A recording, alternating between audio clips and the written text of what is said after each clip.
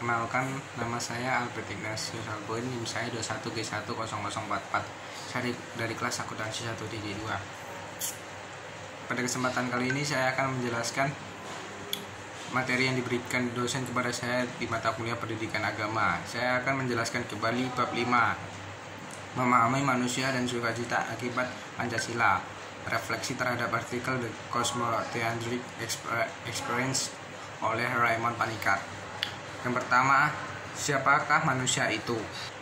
Sebelum memampukan diri menghayati ideologi Pancasila, manusia perlu merenung sebentar dan mempertanyakan jati dirinya. Siapakah manusia itu sebenarnya?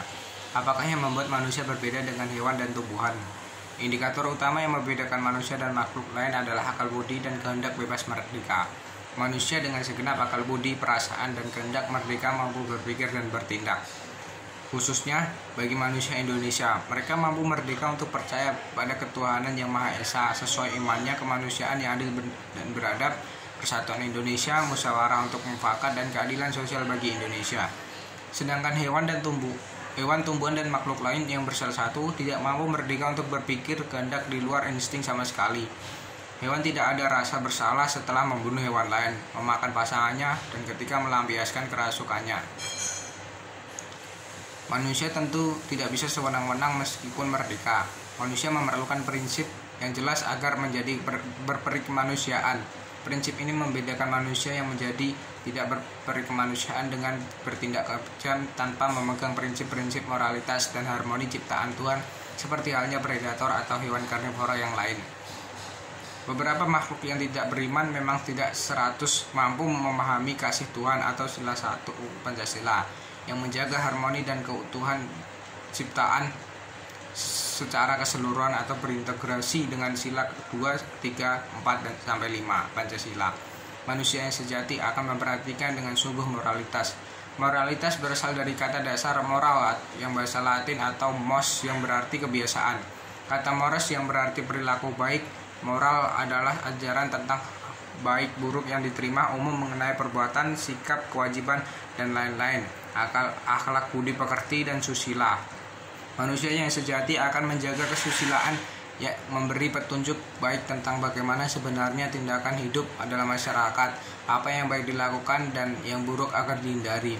Agar untuk konteks Indonesia, moralitas tersebut sudah tertuang dalam nilai-nilai Pancasila. Yang kedua, filosofi Cosmotheandric Pancasila. Analisis terhadap filsafat Pancasila ini berdasar atas teks Cosmotheandric oleh Raymond Panikkar.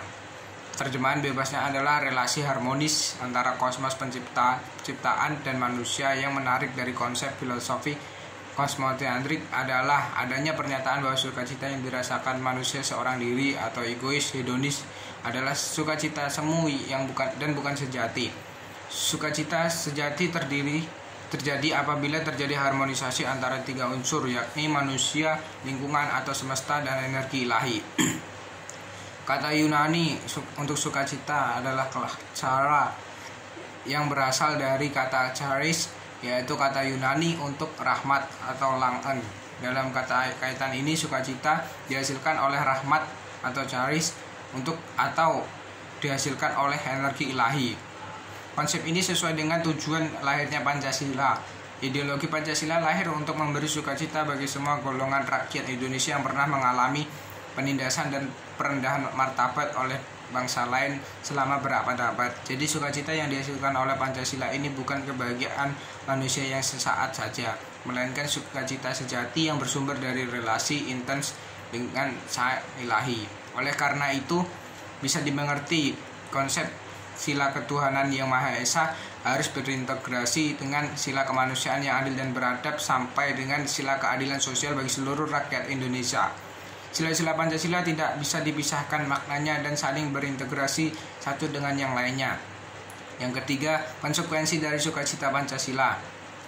Kata pertama yang menjadi konsekuensi cara atau sukacita Pancasila yang bersifat cosmotheandric adalah kata agape. Kata agape diterjemahkan dalam terjemahan baru sebagai kasih akan semua orang.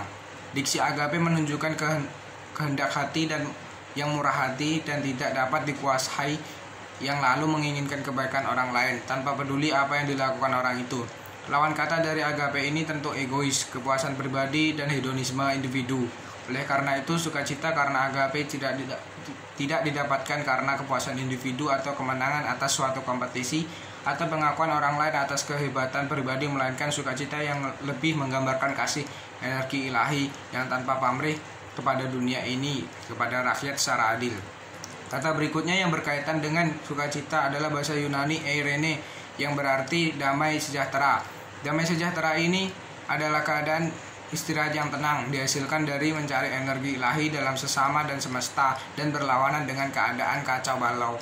Kata aslinya dalam bahasa Yunani eirene merupakan terjemahan dari kata bahasa Ibrani shalom, yang berarti berdamai dengan diri, sesama, atau semesta. Yang keempat, permasalahan sukacita Pancasila dalam konteks ontologis. Penulis akan menggunakan teori kebudayaan Edgar H. Schein dalam hal ini. Pertanyaan Edgar yang saya adaptasikan ke diksi sukacita Pancasila adalah, mengapa sukacita bisa gagal? Atau pertanyaan lain yang lebih jelas, mengapa banyak manusia yang mempunyai posisi strategis membangun sukacita bisa gagal? Konsep dan rencana membangun sukacita kosmoteantrik yang sangat rapi bisa saja gagal apabila manusia tidak mampu berrelasi dengan unsur penting dalam ontologis, baik materialisme maupun idealisme, yakni budaya. Tulisan ini ingin menunjukkan pentingnya manusia untuk berkolaborasi dengan elemen budaya, bahkan mampu mengatur karakter-karakter berbudaya dalam suatu sistem yang teratur. Bagian pertama, pemahaman budaya. Budaya dilahirkan dan dikembangkan untuk mengatasi masalah manusia dan diusahakan bersama oleh komunitas sosial atau bukan sendirian. Sukacita Pancasila baru akan mampu lahir bersama budaya sejauh hadir bersama solusi bagi kemanusiaan. Sukacita Pancasila sejati akan muncul apabila solusi tersebut memberi harmoni terhadap hubungan kosmoteantrik manusia semesta energi ilahi. Misalnya manusia mempunyai krisis ekonomi, manusia tidak bisa memecahkan masalah dengan bekerja sama secara sistem atau budaya gotong royong atau kapitalisme atau sosialisme dan seterusnya. Misalnya ada wilayah yang terbiasa memecahkan masalah dengan ideologi kapitalisme. Mereka pasti akan menentang ideologi Pancasila. Sebaliknya, apabila ada wilayah Indonesia yang terbiasa mencari solusi atas krisis ekonomi, relasi sosial dengan cara-cara dari sila Pancasila, maka mereka akan menolak sistem kapitalisme. Manusia harus menanggung resiko atas keputusan dan budaya yang mereka kembangkan. Mengkaji bagaimana budaya sukacita Pancasila hidup dan berkembang. Dalam mengkaji budaya, Schein tidak memilih untuk melakukan survei yang menganggap survei tidak bisa mengkaji budaya masyarakat secara dalam dan utuh. Schein lebih banyak melakukan studi dengan melihat nuansa, detail, dan dinamika sebuah organisasi untuk tujuan memperoleh profil budaya yang lengkap, detail, dan mendalam. Sukacita Pancasila apabila ingin bertumbuh dan berkembang memerlukan berbagai proses interaksi. Hal ini terjadi karena budaya hidup dan berkembang melalui berbagai interaksi baik yang saling mendukung ataupun konflik, melalui berbagai tesis dan antitesis sehingga melahirkan sintesis budaya baru yang lebih matang dari sebelumnya. Dalam pandangan antropologi sendiri, sebenarnya konsep budaya ternyata telah mengalami pergeseran makna. Edgar meyakini bahwa budaya meliputi perubahan nilai kehidupan yang bersifat rohani seperti agama, kesenian, filsafat, pendidikan, dan sebagainya. Ini terjadi karena tantangan budaya manusia terus berubah dan bergeser seiring berjalannya waktu. Oleh karena itu, konsep sukacita Pancasila juga perlu beradaptasi dengan pergeseran tersebut. Demikian penjelasan dari saya, terima kasih.